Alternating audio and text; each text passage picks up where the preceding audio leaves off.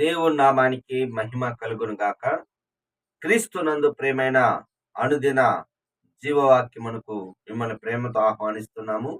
ఈ దినము జనవరి 16వ తేదీ లేఖన భాగము మత్తయి సువార్త 12వ అధ్యాయము 22 నుంచి 50 వచనాల నుండి మనము దేవుని యొక్క వాగ్దానాన్ని చూద్దాం. 28వ వచనము, దేవుని రాజ్యము మీ వద్దకు వచ్చి ఉన్నది. యేసు ప్రభువారు తెలియచేస్తున్నాడు పరిసయ్యులతో, దేవుని యొక్క రాజ్యము అనగా ఏ విధంగా దేవుని యొక్క రాజ్యము వస్తుంది. లూకా సువార్త 17వ అధ్యాయంలో ఓ చక్కని మాట రాయబడింది. 20వ వచనం 21వ వచనం. దేవుని రాజ్యము ఎలా వస్తుంది అనే దానికి ప్రత్యక్షంగా రాదు. లూకా సువార్త 17వ అధ్యాయం 20వ వచనంలో ప్రత్యక్షంగా రాదు, కానీ ప్రభు అంటాడు, మీ మధ్యనే ఉన్నది.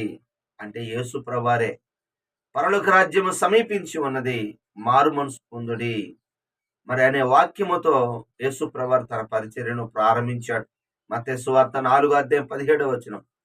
దేవుని యొక్క రాజ్యము యేసుక్రీస్తు రూపంలో, అంటే యేసుక్రీస్తే నిత్య జీవం.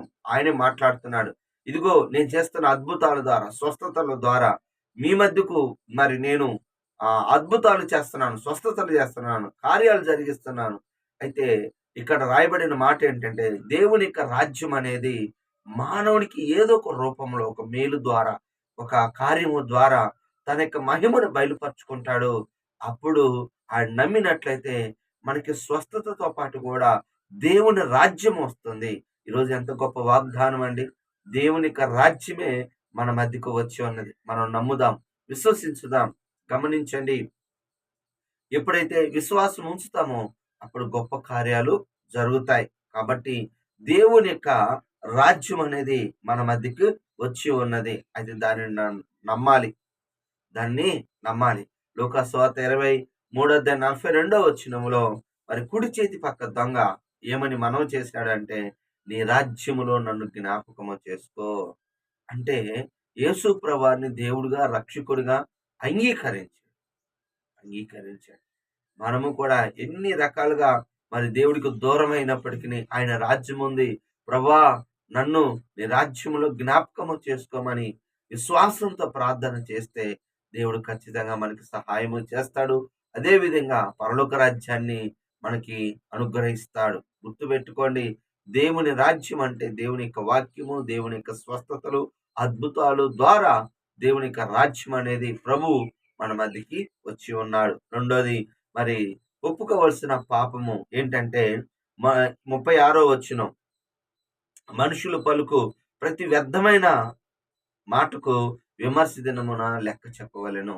అంటే మనము మాట అనేది చెడ్డవారై ఉండి, వాళ్ళ హృదయము, అంటే పరిసయ్యులు, శాస్త్రులు, ఇంకా అనేక మంది వాళ్ళ హృదయము భయంకరమైన వాటితో నింపబడి ఉన్నది. యేసు ప్రభువుని రక్షకుడు అంగీకరించట్లేదు. అలాగనే బైబిల్లో రాయబడిన మాట, హృదయము నిండిన దాన్ని బట్టి నోరు మాట్లాడుతుంది. కొంతమంది ఎప్పుడు అవిశ్వాసం మాట్లాడు, అంటే వాళ్ళ హృదయం అవిశ్వాసంతో ఉంటది. వారు ఎప్పుడు వ్యర్థమైన మాటలు మాట్లాడతారు. దానికి లెక్క చెప్పాలి, శిక్ష ఉంటది.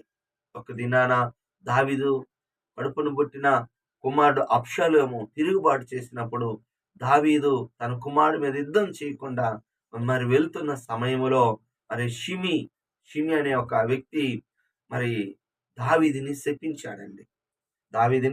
శపించాడు. 2వ సమూయేలు గ్రంథం 16వ అధ్యాయంలో 6-7 వచనాల్లో దుర్మార్గుడా, నరహంతకుడా, చీపో అని దుమ్మెత్తిపోశాడు. వాస్తవానికి దావీదు గారికి ఆ షిమికి అసలు సంబంధం లేదు, కానీ వ్యర్థమైన మాటలు మాట్లాడి దావీదు గారిని దూషించాడు.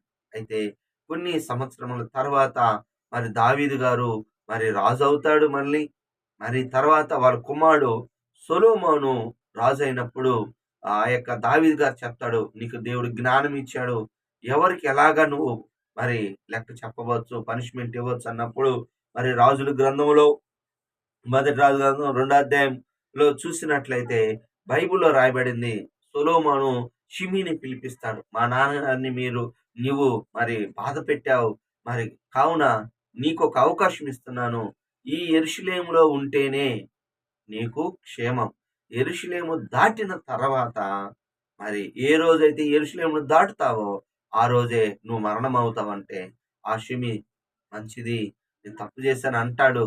అయితే 3 సంవత్సరముల తర్వాత తన యొక్క పనివాళ్ళు గాడిదలు గాతుకుపోయాయని తెలుసుకొని ఇది మర్చిపోయాడో లేకపోతే ఏం గాదులే అనుకున్నాడో వెళ్ళాడు. వాటిని తెచ్చుకున్నాడు. ఆ విషయం తెలుసుకున్న తర్వాత మరి మొదటి రాజు గ్రంథం 2వ అధ్యాయము 42వ వచనము ఏమని సెలవిస్తుందంటే, నువ్వు దావీదు గారికి చేసిన కీడు నీ మీదకొచ్చిందని చెప్పి షిమీని సొలొమోను గారు చంపిస్తారు. కేవలం మాటలండి. చెడ్డ మాటలు మాట్లాడి షిమి తన ప్రాణాన్ని పోగొట్టుకున్నాడు. చెడ్డ మాటలు పలకవద్దు. వాటికి లెక్క చెప్పవాలి. చివరిగా దేవుని యొక్క ఆజ్ఞను మనం గమనించినట్లయితే 41వ వచనము, నినివే వారు యోనా ప్రకటన విని మారు మనసు పొందిరి. ఎంతో మంది వాక్యం వింటా ఉంటారు. మరి అక్కడ సందర్భంలో కూడా యేసు ప్రభువారు వాక్యం ద్వారా కూడా చెప్తుంటే శాస్త్రులు పరిసయ్యులు మరి చూస్తుంటారే గాని ఎన్నో సార్లు దేవుడు అద్భుతాలు స్వస్థతలు చేసినా గాని ఇంకా ఇంకొకటి మనం చూపి అంటున్నారు. చేసిన వాటిని గురించి ఆలోచన చేయకుండా ఎన్నో పబ్లిక్‌లో చేశాడు యేసు ప్రభువారు. కానీ వారు మరి వారి యొక్క దుష్టతరం వారి కోసం గమనించండి. ఏంటంటే ప్రభువు మనం కోరినప్పుడు చేయడండి. హెబ్రీ 2:3 ప్రకారంగా మరి తన చిత్తానుసారంగా అద్భుతాలు చేస్తాడు. వాళ్ళు పరీక్షించటానికి దేవుని పరీక్షించకూడదు. దేవుడు చెప్పాడు. అప్పటికి ఏమన్నా తెలిసిన నినివే వారు మరి యోనా ప్రకటనని మారుమనసు పొందారు. మీరు వింటుంటూనే ఉంటారు. మీరు పాపంలో ఉండి చనిపోతారు. చాలా మంది మరి మారు మనసు పొందరు. వాక్యం వింటారు. వాళ్ళ జీవితాల్లో అద్భుతాలు జరుగుతాయి. మరి మనకు తెలుసు. మరి మత్తయి సువార్త 11వ అధ్యాయం 20వ వచనంలో అయ్యో బెత్సయిదా, అయ్యో కొరజన మీ మధ్య చేసిన అద్భుతాలు, ఆ సీదోను పట్టణాలు చేస్తే మారు మనసు పొందేవాళ్ళు. అవునండి, ఎన్నో అద్భుతాలు చూస్తారు. మారు మనసు పొందరు. మారు మనసు అంటే ఏంటి? నినివే వారు ఎలాగా మారు మనసు పొందారో మనం గమనించినట్లయితే యోనా గ్రంథం 3వ అధ్యాయము 5వ వచనంలో చూసినట్లయితే మొదటిగా వారు చేసింది ఏంటో తెలిసిన విశ్వాసం ఉంచారు. ఫస్ట్ దేవుణ్ణి నమ్మారు. ఈ నిజమే చెప్తుంది నిజము.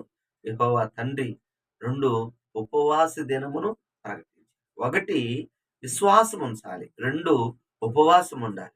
విశ్వాసం లేని ఉపవాసం కూడా వ్యర్థమే. కాబట్టి విశ్వాసం ఉంచారు. ఉపవాసం ఉండి మనుషులేంటి, పశువులేంటి, చిన్నలేంటి, పెద్దలేంటి, అల్పులు, గనులు అందరూ మరి తగ్గించుకొని వాళ్ళ దుర్మార్గపు పనులు మానుకున్నారు. మానుకొని పశ్చాత్తాపడ్డారు. వారు తమ క్రియలను మానుకొనగా దేవుడు వారికి ఆయుష్ను, ఆరోగ్యమును ఆ పట్టణాన్ని దీవించాడు. దేవుడి మాటలు దీవించును గాక. ప్రార్థన చేసుకుందాం. ప్రేమ కలిగిన తండ్రి యేసయ్యా నీకు వందనాలు. ఈ దినము తండ్రి దేవా మీరిచ్చిన గొప్ప వాగ్దానము, మీ రాజ్యము మా మధ్యకు ఉన్నది. అయినా తండ్రి నీకు స్తోత్రం. మా జీవితంలో ఎన్నో అద్భుతాలు, ఆశ్చర్యకార్యాలు జరిగిస్తాయి.